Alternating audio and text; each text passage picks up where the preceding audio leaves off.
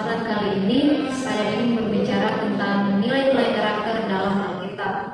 Bapak Ibu, pada saat saya kecil, terkadang saya mikir bahwa pelajaran yang paling penting dari Alkitab adalah menghafal ayat Alkitab.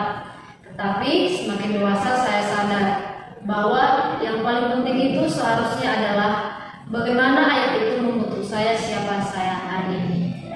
Bapak Ibu, jika karakter itu bisa dibentuk, lalu mengapa kita sering hanya mengikuti kebiasaan lama kita, yang dimana apalagi di zaman sekarang yang serba cepat, sibuk, dan penuh dengan teknologi, kita sebagai guru Kristen perlu berpikir bahwa apakah kita hanya mengajarkan isi Alkitab atau kita sedang membentuk karakter murid kita? Saya percaya bahwa pelajaran Alkitab itu tidak hanya cukup ketika sekedar dibaca atau dihafal saja, tetapi harus menyentuh juga ke dalam hati dan pikiran kita.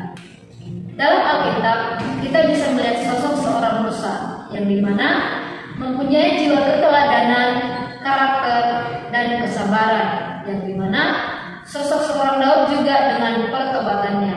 Tetapi Bapak Ibu, yang saya kasihi, apakah siswa kita benar-benar mengerti itu sebagai karakter atau hanya cerita?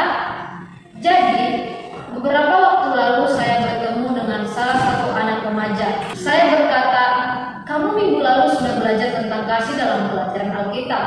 Kira-kira minggu ini kamu sudah menunjukkan kasih kepada siapa?" Lalu si anak remaja ini hanya senyum dan berkata, "Belum, Kak." Nah, jadi lewat dari itulah saya sadar bahwa yang dimana kita seringkali berhenti di dalam pengetahuan, tetapi lupa mendorong dalam pengalaman. Kita sebagai guru terkadang terlalu fokus agar siswa kita hafal ayat Alkitab, tetapi kita lupa bertanya, sudahkah ayat itu mereka hidupi?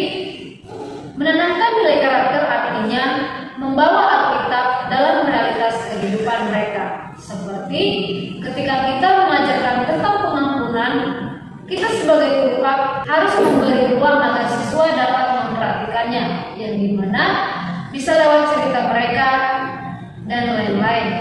Contoh sederhananya adalah mungkin seperti ketika kita hari ini mengajarkan tentang kasih, besoknya kita bisa meminta mereka menuliskan satu hal kecil yang mungkin bisa mereka lakukan untuk menunjukkan kasih dalam rumah maupun sekolah.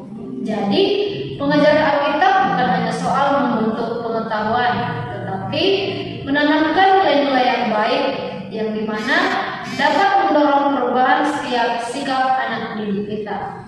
Perubahan itu dimulai dari kita, dari cara kita berbicara, merespon, dan hidup setiap hari di hadapan mereka. Maka dari itu, kita sebagai guru harus menjadi contoh yang baik, seperti memulai dari kasih, kejujuran, dan kerendahan hati kita. Karena itu, ketika karakter tertanam di dalam hati, maka iman tidak hanya menjadi kata, melainkan gaya hidup yang nyata. Mungkin ini saja yang bisa saya sampaikan, kurang dan lebihnya saya mohon maaf. Terima kasih dan shalom.